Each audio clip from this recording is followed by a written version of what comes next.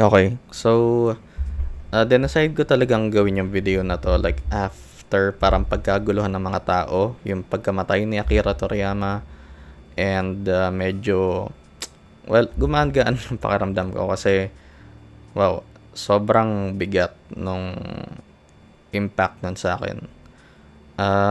And I just want to start off this video by saying na arigatou gozaimasu, Toriyama Sensei. Sin grabe yung work niya, yung effect niya, yung impact niya sa at least sa childhood nating mga 80s, 90s kids, ganon. Obviously, yung work niya na nare-refer ko is Dragon Ball. Wow. As in, at least back then, like, kasi yung recent na Dragon Ball, yung Dragon Ball Super kay ata, if I'm not mistaken, kasi as a 90s kid is, ang kinalakayan ko is Dragon Ball Z, and Dragon Ball GT. Yung mga sumunod na doon is, ayun, hindi ko na tinutukan. Kasi ako, parang tingin ko hindi na Dragon Ball yun. Pero hindi to about sa opinion ko. So, once na naalala ko yung lahat, yun, mas lalong na-down talaga ako. Kasi this is the man responsible for a huge part of my childhood. Nung elementary ako sa umaga, if I'm not mistaken, Dragon Ball GT ata yung pinapalabas. Tapos Dragon Ball Z sa hapon pag-uwi ko. Correct me if I'm wrong sa mga 90s kids dyan na inaabangan yung Dragon Ball dati is, ayun, pasensya na if mali sinabi ko. Basta, alam ko, 1 in the morning and 1 in the afternoon yung madalas na pinapalabas na Dragon Ball. And yung sasabihin ko na to is by all means, respect para kay Toriyama Sensei.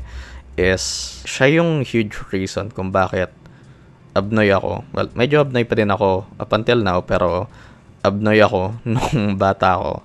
Kasi, dati naglaro pa kami ng mga klase ko na, well, syempre, Kame, Hame, Wave! Yes, Wave yun, if I'm not mistaken.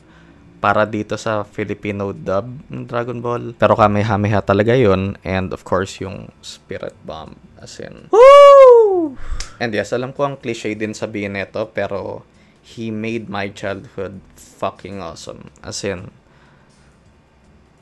again, arigatou gozaimasu, Toriyama Sensei, for everything. And kaya din yung title ng video na to is, this is fucking annoying kasi recently ko lang din na isip, nagkaroon ng realization na, oo nga, lahat pretty much, or most of the things that built up our childhood is gonna come back and bite us back in the ass. Kasi, for example nga tulad ng Dragon Ball, yung creator niya, si Toriyama Sensei, is namatay na. Like, yung impact nun, kasi halos parang madedepress ka. Depende pa din siguro kung sino ka.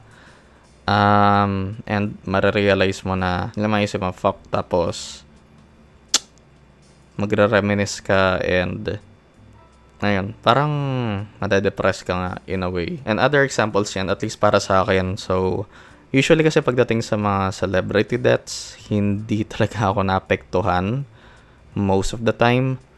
Pero yung, so far yung mga celebrity deaths na that really hit me hard na, well, parang na-depress ako nga ako, ganon, is si Paul Walker way back in 2013, Matthew Perry just fucking last year, and eto na nga, si Akira Toriyama. Ayun, parang yung media, most of the things na kinonsume natin when we were kids, most of the things that built up our childhood, for example, yung parents natin, ganon, is someday, in my case, yung death nila, is na-fuck up ako. And the more annoying part is, inevitable siya. Like, all of us, or most of us, are gonna, like, go through it at some point in our lives.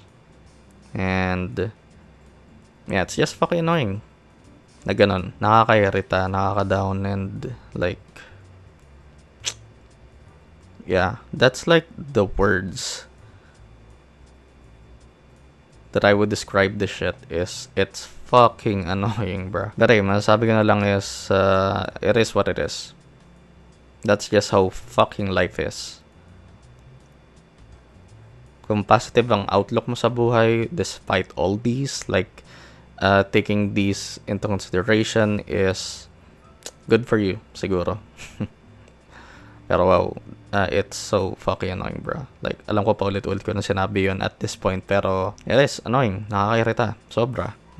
And ewan ko, feeling ko parang ang ikli pa lang ng video na to, pero pretty much yun lang naman natin gusto kong sabihin. And ayun din siguro, sila yung mga taong never mong na-meet in person, in real life, pero sobrang laki nung impact nila sa buhay mo. But yeah, once you've come into terms with that and tinanggap mo na, is papasabi ka na lang, it is what it is.